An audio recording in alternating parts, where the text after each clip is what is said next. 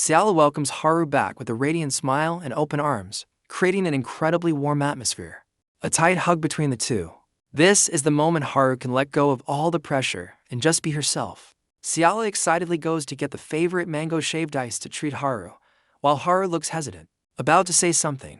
Haru suddenly apologizes, making Sala pause with the bowl of shaved ice in her hands. Looking completely surprised, Haru bows her head in embarrassment, bringing up the unpleasant events that happened during the Busan incident. Haru recalls her cold expression from back then, immediately. Sala takes her hands to comfort her and brush away the guilt. Sala smiles gently, asserting that anyone would have reacted the same way and tells Haru not to worry about it. Haru looks at Sala with eyes full of surprise, seemingly unexpected to receive such great understanding.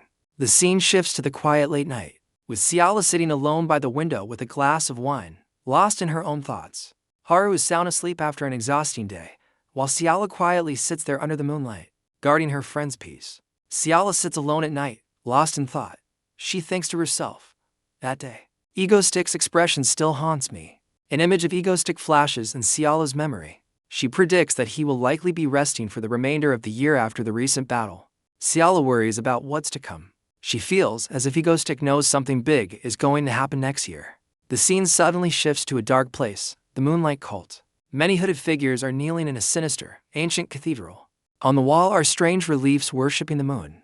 The followers below are performing a ritual with extreme devotion. The sound of a staff hitting the floor echoes sharply, accompanied by the declaration, "This world must be purified." An old hand rests on a wooden podium, preparing for an important speech. The cult leader appears. An old man with white hair raises a staff with a purple crystal, shouting, "By our moonlight." The entire cathedral erupts in chants about the day the moon goddess descends. When the full moon fills the night sky, the old man suddenly signals for silence. His eyes are sharp and filled with a threatening intensity. A mysterious figure enters the cathedral of the Moonlight Cult. This arrival turns the already tense atmosphere into something even more suffocating. The followers tremble in extreme terror as the girl walks past them. It seems her power is so overwhelming that even the most fanatical cultists are paralyzed with fear. The girl stops before the wooden podium where the cult leader stands. A fateful meeting is about to unfold in the very heart of darkness. The cult leader wears a sinister, triumphant smirk as he sees his trump card finally arrive. The girl's identity is revealed, the Moon Priestess, with glowing red eyes of power. She is said to be the one who will deliver punishment when the world is consumed by yin energy. The scene suddenly cuts back to Dain, despite being indoors. He shivers from a bone-chilling cold, likely sensing the dark energy that has just surged. In stark contrast to the cult's gloom, morning at Dain's house is peaceful. Everyone gathers around the breakfast table, wondering about Chain's absence. Morning at the base starts with a chilly breeze.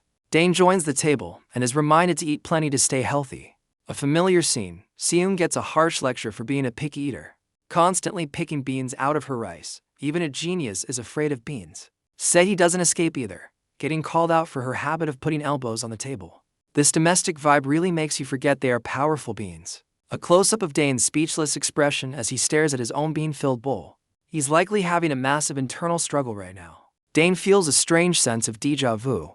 This feeling is exactly like being lectured by his mom in the past, both heartwarming and a bit of a headache. Shrugging off those idle thoughts, Dain smiles to himself, confirming that these teammates are truly his most reliable pillars of support. Siwon's impressive profile, a transcendent intelligence user, and a true S-class. Even if she's still struggling with a pile of beans. Lee Hale, the possessor of the only healing ability in South Korea, an extremely crucial S-class asset in Dain's lineup. Choi Sehi, the group's heavy hitter, currently in a class, but her potential to become an S-class is limitless. And finally, Death Knight. Once an S-class warrior in the original story, he is now enjoying life by very diligently sweeping the yard.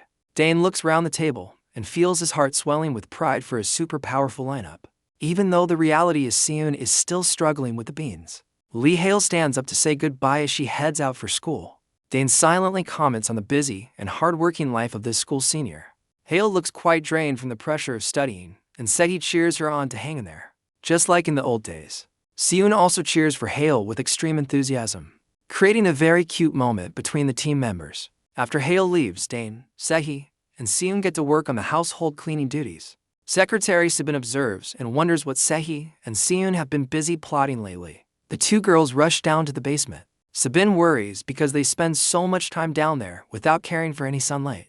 Dain looks out the window, sensing that a large-scale terror attack will take place as soon as the first snow falls.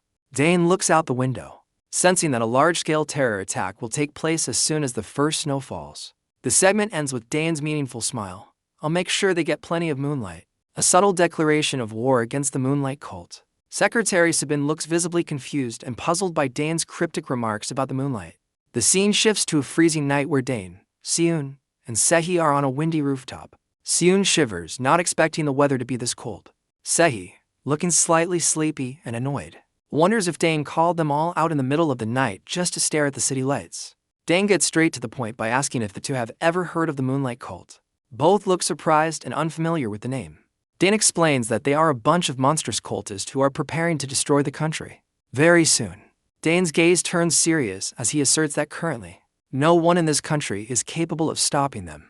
A close-up of Seon and Sehi's shocked expressions as they hear about the extreme danger of this new enemy. Dain wears a confident and arrogant smirk. Except for me, of course. A definitive moment asserting the protagonist's superior status. Wasting no time, Dain asks Seon for goggles. Seon hurriedly searches through her backpack. Seon pulls out specialized goggles, ready for whatever mysterious activity is about to take place. Dain orders the group to put on their goggles.